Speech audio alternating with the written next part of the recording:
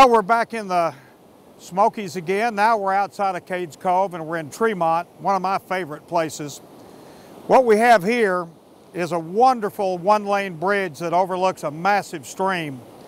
And we're going to photograph it, but I want to show you something that I've been asked 1,000 times about. I'd like to teach you how to make a photograph of a stream so that the water flows instead of is frozen.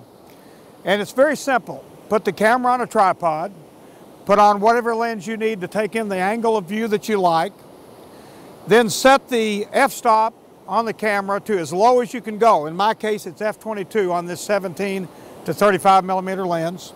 And then in aperture priority, it will set the lowest possible shutter speed, the slowest. I've also got a polarizer on to take reflection off of the water. And then we're going to use our handy dandy remote again. And we're just going to shoot off a few photographs of the stream. My good friend Adam with the other video cameras down on the rock down there. You'll see him in the frame. But I'm making several photographs at a slow shutter speed. In this case, it's about 1.5 seconds. I'd like longer, but that'll work. Now, I'm going to take my gloves off and I'm going to reset the camera to a fast shutter speed so we can see the difference. So let's go to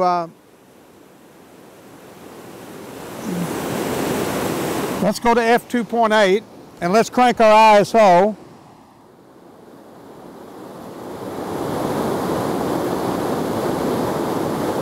Up to 1,000. Now we're getting f2.8 at a 500th of a second. And when you look at the resulting photograph, you'll see a big difference. This is water frozen in place, where before we let it flow with a longer shutter speed. And that's how you make those flowing water photographs. And this is a place to do it. You need to come back here in the spring as well, when the really beautiful spring foliage is out, or in the fall when the fall foliage is out. But the water's here all the time. Well, this is something that you won't see in the summertime here. You've got icicles hanging all over the rocks where water's been coming down through the woods and dripping, freezing overnight. Some really spectacular icicles.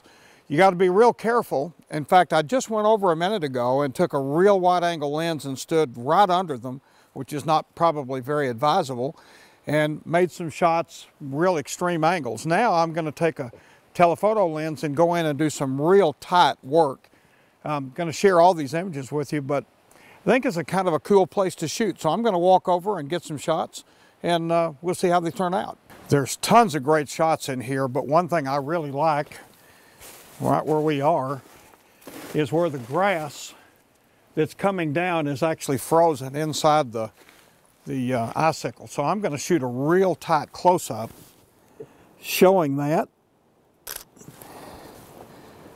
Get a little more of it in there.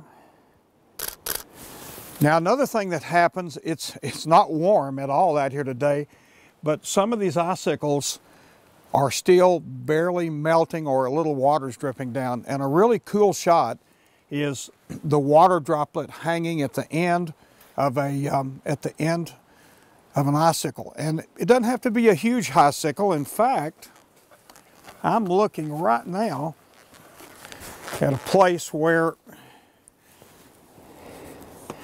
there are some droplets hanging right at the end of a little icicle here. That was a little bit too close. That was within my minimum focus distance.